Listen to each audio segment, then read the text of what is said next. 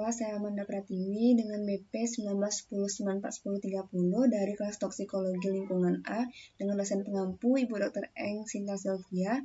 Pada kesempatan kali ini ingin mempresentasikan sebuah jurnal dengan judul Ecotoxicological Impact of Zinc Metal in Comparison to Nanoparticle in Nile Tilapia. Baiklah, untuk latar belakangnya, lingkungan perairan merupakan habitat asli atau tempat tinggal dari hewan air. Kemudian logam berat yang terkandung melebihi ambang batas pada perairan dapat merusak lingkungan perairan, demikian juga dengan makhluk hidup di dalamnya. Kemudian untuk konsentrasi tinggi terhadap logam tersebut, sebagai salah satu contohnya adalah logam Zn, akan menjadi racun bagi organisme akuatik dalam air. Kemudian untuk nanopartikel menghasilkan banyak sifat fisik kimia yang akan berbahaya untuk kesehatan manusia dan lingkungan. Efek tosisitas yang terjadi di perairan itu adalah belum diketahui. Namun, teknologi nano ini yang berbasis logam semakin banyak digunakan untuk remediasi lingkungan dan beberapa proses industri.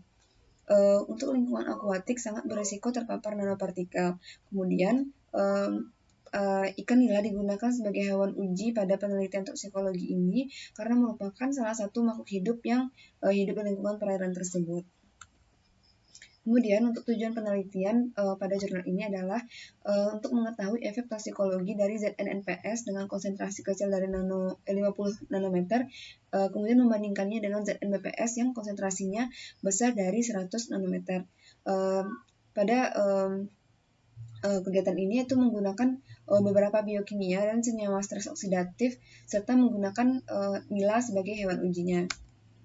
Kemudian untuk metodologi dari jurnal ini adalah pertama karakteristik dari zinc dalam bentuk bulk dan nano.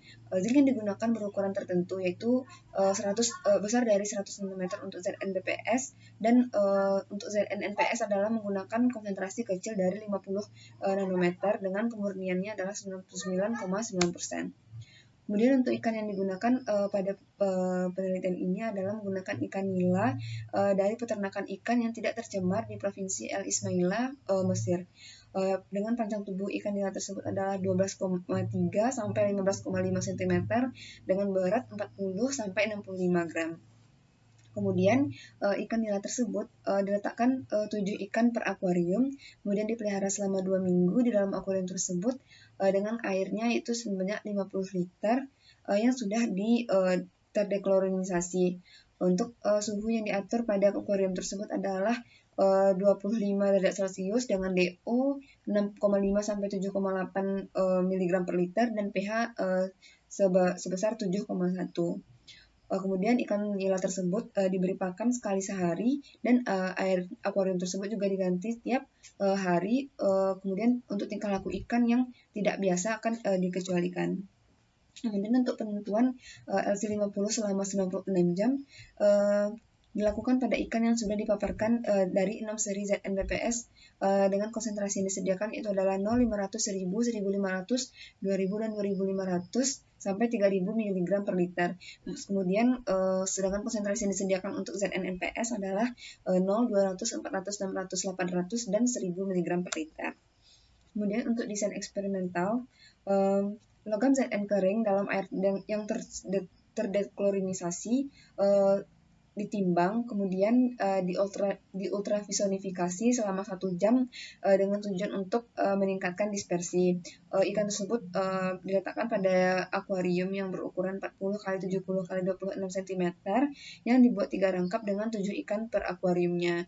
Kemudian ikan dipaparkan dengan setengah konsentrasi dari LC50 96 jam selama 7, 14, dan 28 hari. Untuk satu rangkap ikan digunakan sebagai kontrol yang ditangani secara identik namun tanpa paparan dari Zn. Untuk kondisi dari percobaan tersebut dicek setiap harinya itu terkait dari pH, suhu, dan DO dari air tersebut. Kemudian air diganti 2 hari sekali dan ikan diberi pakan 40 menit sebelum air diganti. Kemudian untuk pengambilan sampel ikan diambil sebagai sampel pada interval waktu tertentu. Kemudian darah ikan diambil dari vena sebagai antikoagulan lalu diisolasikan dan dibekukan untuk dilakukan pemeriksaan lebih lanjut. Untuk analisis biokimianya, sampel darah dari ikan disentrifugasi untuk mendapatkan serum yang kemudian dianalisis menggunakan metode kolorimetri enzimatik. Kemudian untuk biomarker antioksidan, evaluasi yang didapatkan dari kerusakan oksidatif yaitu adalah hati dan insang dihomogenkan lalu disentrifugasi pada 4000 radius per menit selama 15 menit. Kemudian untuk glutathione peroxidase atau GPX, pengujian ini tidak langsung dari aktivitas glutathione peroksidase yang bergantung pada pengurangan peroksida organik menjadi glutathione teroksidasi. Kemudian untuk uji katalase atau CAT, katalase ini bereaksi dengan jumlah yang diketahui dari H2O2 dan reaksi dihentikan setelah 1 menit dengan inhibitor katalase. Kemudian untuk superoxide dismutase atau SOD, untuk pengujian ini bergantung pada kemampuan enzim untuk menghambat penazin metosulfat di mediasi pengurangan nitroblue pewarna tetraxylium.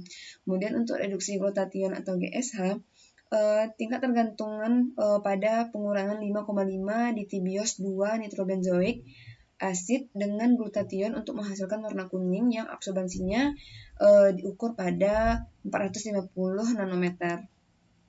Kemudian untuk malondialdehyde atau MDA, konsentrasi yang digunakan itu adalah indeks peroksidasi lipid atau LPO. Kemudian ditentukan dengan mengukur thiobarbiturik spesies reaksi asam dengan absorbansinya sepanjang 534 nanometer. Kemudian untuk analisis statistik, hasil dinyatakan sebagai min dari plus minus SE yang dilakukan dengan uji menggunakan rata-rata menggunakan statistical processor system support atau SPSS untuk software Windows untuk nilai dianggap signifikan. Kemudian untuk hasil dan pembahasan dari penelitian tersebut, pertama untuk karakterisasi logam Zn untuk BPS dan NPS dilihat pada gambar 1, ini merupakan gambar 1A dan B ini merupakan gambar mikroskop elektron transmisi dari Zn untuk BPS dan NP. Kemudian untuk 1A ini menunjukkan bahwa dimensi Zn BPS adalah 520 nanometer yaitu lebih dari 100 nanometer, dan kemudian 1B ini menunjukkan dimensi dari Zn NPS. Kemudian untuk konstituen biokimia darah ditemukan glukosa serum, albumin, AST, HLT, ALP, kreatinin, dan asam urat, di mana itu menunjukkan peningkatan yang signifikan jika dibandingkan dengan efek bulk dan logam nanoseng dengan nilai kelompok kontrol. Kemudian untuk glukosa darah, protein, dan lipid dapat dilihat juga pada grafik di samping, di mana terjadi peningkatan signifikan dalam kasus kelompok perlakuan ZNLP pada semua periode penelitian. Untuk waktu penelitian 7, 14, dan 28 hari. Kemudian lanjutannya, untuk protein total serum dapat juga dilihat pada grafik di samping, di mana terdapat jumlah protein dibandingkan terhadap hari penelitian, di mana terjadi penurunan yang signifikan secara umum pada semua periode penelitian. Kemudian untuk albumin serum, pada grafik dilihat terjadi peningkatan yang signifikan secara umum dengan peningkatan maksimum pada hari ke-14 dan 28. Kemudian untuk serum globumin terhadap harinya dapat dilihat pada grafik ini menunjukkan penurunan yang signifikan secara umum dalam kasus ZNLP setelah 14 dan 28 hari. Kemudian untuk glukosa darah, protein, dan lipid, di mana pada grafik ini dapat dilihat jumlah lipid terhadap periode harinya, di mana dapat dilihat terjadi penurunan yang signifikan pada kasus Zn untuk BPS dan NPS di semua periode. Kemudian untuk enzim fungsi hati dapat dilihat pada grafik mengenai aktivitas dari AST yang menunjukkan peningkatan yang signifikan secara umum dalam kasus ZN-BPS setelah periode yang berbeda dengan peningkatan yang sangat signifikan pada hari ke-7. Baiklah, selanjutnya itu adalah enzim fungsi hati, di mana dilihat pada grafik ini terhadap ALT dan ALP yang menunjukkan peningkatan yang signifikan secara umum dalam kasus ZN-BPS setelah periode yang berbeda, kecuali pada periode ke-28 hari dalam kasus ZN-NPS peningkatan terjadi secara signifikan. Kemudian untuk fungsi ginjal mengenai kreatinin serum, di mana pada grafik ini menunjukkan peningkatan yang signifikan secara umum dalam kasus ZNNPS setelah semua periode penelitian dan kelompok perlakuan ZNBP menunjukkan peningkatan yang signifikan pada hari ke-14. Kemudian untuk asam urat serum dapat dilihat pada grafik di mana itu terjadi peningkatan yang signifikan secara umum juga pada kasus ZNBPS dan NP di semua periode penelitian.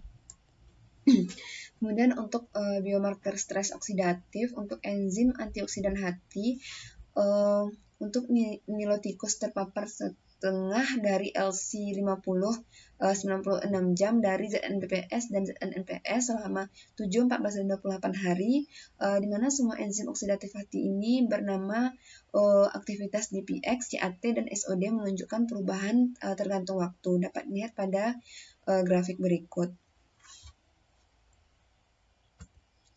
Kemudian untuk biomarker antioksidan non-enzimatik hati mengenai konten GSH, hasilnya menunjukkan penurunan yang signifikan pada kelompok yang terpapar ZNBP dan NP di semua periode penelitian. Mana dapat dilihat pada gambar D. Sementara untuk MDA menunjukkan peningkatan yang signifikan pada kelompok ZNBP setelah semua periode kecuali pada hari ke-7, di mana pada ZNEP menunjukkan peningkatan yang sangat signifikan yang dapat dilihat pada grafik E. Kemudian untuk enzim antioksidan yang terdapat yang dari insang dapat dilihat dari grafik ABC, di mana aktivitas enzim insang antioksidan ini terwakili dari grafik-grafik tersebut, di mana terjadi ZNNP setelah 7 dan 14 hari diikuti penurunan tajam, yaitu terjadi pada hari ke-28. Namun untuk kasus ZNBPS terjadi peningkatan yang signifikan pada hari ke-7 dan 28. Dan berikut juga terdapat grafik yang menunjukkan penurunan dari GSH dan MDA dari aktivitas ZNNP maupun ZNBPS. Kemudian untuk hasil pembahasan lainnya terdapat pada jurnal ini, menurut karakterisasi fisiokimia, baik untuk ZNBPS maupun NPS, TEM ZNBPS menunjukkan bahwa partikel tersebut dalam tersuspensi berkumpul menjadi agregat besar dengan bentuk yang tidak beraturan, yaitu seperti poligonal dengan permukaan yang halus. Kemudian untuk sifat elektrokinetik, partikel tersebut diatur oleh muatan listrik yang didistribusikan oleh lapisan ganda yang mengelilingi partikel. Untuk peningkatan tolakan elektrostatik yang menghambat aglomerasi menunjukkan nilai potensial zeta absolut tinggi yang lebih stabil. Kemudian untuk besarnya zeta potensial atau ZP dapat dijadikan sebagai salah satu parameter untuk memahami kestabilan koloid dari NP. Kemudian untuk kehadiran toksikan dalam ekosistem perairan memberikan pengaruh pada tingkat seluler maupun molekuler yang mengakibatkan perubahan signifikan dalam komposisi biokimia biota perairan. Kemudian untuk aktivitas GPX untuk enzim antioksidan hati dan insang, di mana menunjukkan peningkatan yang signifikan pada kedua kelompok ZN, BPS maupun NPS setelah semua periode dengan elevasi yang tinggi pada kelompok yang diobati dengan NP. Di mana kemudian toksisitas ZNNP ini pada ikan nila meningkat dengan bertambahnya waktu paparan, sedangkan toksisitas ZNBPS menunjukkan tanda-tanda pemulihan yang lebih atau kurang pada akhir waktu paparan. Hal ini diduga akibat mode aksi yang berbeda untuk NP dibanding dengan BP untuk logam ZN ini. Kemudian untuk besarnya toksisitas pada NP adalah diakibatkan oleh nilai reaktivitasnya yang tinggi, untuk ukurannya yang lebih kecil, serta tinggi rasio volume terhadap permukaan. Baiklah, untuk kesimpulan dari hasil penelitian pada jurnal ini, toksisitas ZNNP pada nila meningkat dengan bertambahnya waktu paparan, sementara untuk toksisitas ZNBPS menunjukkan tanda-tanda pemulihan yang lebih atau kurang pada akhir waktu paparan. Kemudian untuk ZN baik BPS maupun NPS memiliki efek yang berbahaya bagi kesehatan ikan dan juga dapat menyebabkan kematian. Untuk ZNEP memiliki toksisitas yang lebih kuat dibandingkan ZN BPS Data ini menambahkan informasi baru tentang ZNNP agar dapat menginterpretasikan implikasi dari toksikologinya. Jurnal ini didapatkan dari Khalek A 2015 dengan judul Ecotoxicological Impact of Zinc Metal in Comparison to its Nanoparticle in Nile Tilapia. Baiklah, sekian hasil presentasi dari jurnal tersebut. Assalamualaikum warahmatullahi wabarakatuh.